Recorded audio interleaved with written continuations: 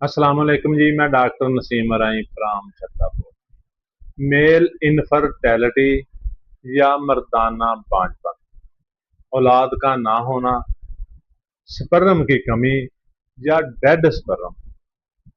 अक्सर लोग मैसेज करते ने कि डॉक्टर साहब स्पर्म डेड ने या स्पर्म कम ने, जिहदी वजह तो मेल इनफर्टेलिटी आ, बांझपन आ, औलाद नहीं पैदा हो सकती, हमल की सलाहियत कोई नहीं, ਤੇ ਇਹਦਾ ਕੋਈ ਇਲਾਜ ਦੱਸੋ।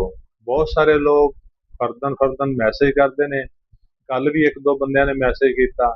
ਇਸ ਲਈ ਇਹ ਵੀਡੀਓ ਬਣਾ ਰਹੇ ਹਾਂ ਤਾਂ ਕਿ ਉਹ ਲੋਕ ਜਿਹੜੇ ਫਰਦਨ ਫਰਦਨ ਮੈਸੇਜ ਕਰਦੇ ਨੇ ਔਰ ਇਸ ਮਰਜ਼ ਦਾ ਸ਼ਿਕਾਰ ਨੇ, ਮੇਲ ਇਨਫਰਟੈਲਿਟੀ यानी मर्दाना बांझपन का शिकार है, जिन्हां दे स्पर्म कम ने या स्पर्म डीएक्टिवेट ने या स्पर्म डेड ने।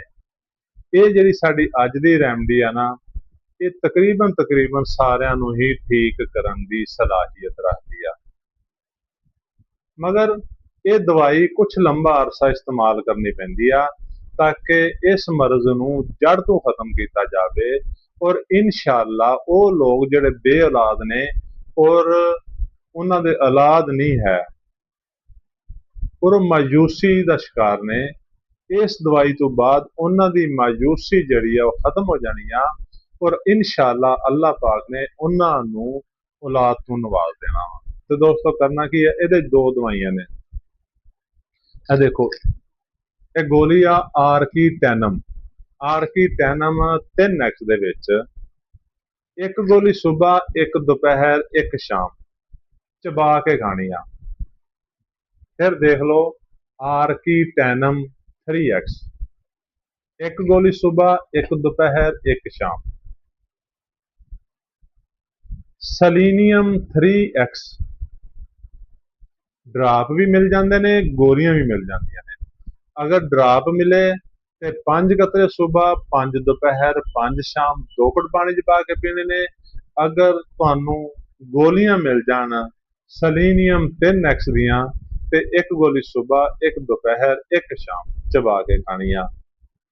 और इंशाअल्लाह तुसी देखोगे जदों तुसी ये दवाई खाना शुरू की, तुहाडे स्पर्म जिहड़े ने वो एक्टिवेट हो जाने ने और तुहाडे स्पर्म जिहड़े ने वो जिहड़े डेड ने वो भी ठीक होना, यानी स्पर्म पैदा होना शुरू हो जाते हैं। और अगर स्पर्म की कमी आ जिहड़ी वजह तो औलाद नहीं हो रही, हमल नहीं ठहरता, तो इस दवाई ने स्पर्म नूं वधा के तुहानूं सेहतयाब कर देना वा। आर्कीटैनम 3x दे विच एक गोली सुबह, एक दोपहर, एक शाम। सलीनियम 3x दे विच एक गोली सुबह, एक दोपहर, एक शाम। अगर गोली ना मिले तो सलीनियम 3x दे विच ड्राप लै लो, ਉਹਦੇ 5 कतरे सुबह, 5 दोपहर, 5 शाम 2 घुट पानी च पा के पीओ। इंशाअल्लाह 2 ਤੋਂ 3 ਮਹੀਨਿਆਂ ਦੇ ਵਿੱਚ ਤੁਹਾਡਾ ਇਹ ਮਸਲਾ हल हो जाना है और ਤੁਹਾਨੂੰ ਕਿਸੇ ਡਾਕਟਰ ਕੋਲ ਜਾਣ ਦੀ ਜ਼ਰੂਰਤ ਨਹੀਂ ਰਹਿਣੀ। ਸਾਡੀ ਵੀਡੀਓ ਨੂੰ ਲਾਈਕ ਤੇ ਸ਼ੇਅਰ ਕਰੋ ਤਾਂ ਕਿ ਵੀਡੀਓ ਹੋਰ ਲੋਕਾਂ ਤੱਕ ਪਹੁੰਚੇ और ਉਹਨਾਂ ਦਾ ਫਾਇਦਾ ਹੋਵੇ। ਤੇ ਦੋਸਤੋ ਵੀਡੀਓ ਦੇਖ ਕੇ ਸਕਰੀਨਸ਼ਾਟ ਲੈ ਲਿਆ ਕਰੋ, अपने करीब तरीन किसी डॉक्टर नाल मशवरा कर लिया करो, बार बार मैसेज ते काला ना करया करो क्योंकि इन्ना वक्त नहीं हुंदा ते फिर लोग कहंदे डॉक्टर साहब जवाब नहीं दिते। शुक्रिया, अल्लाह हाफिज।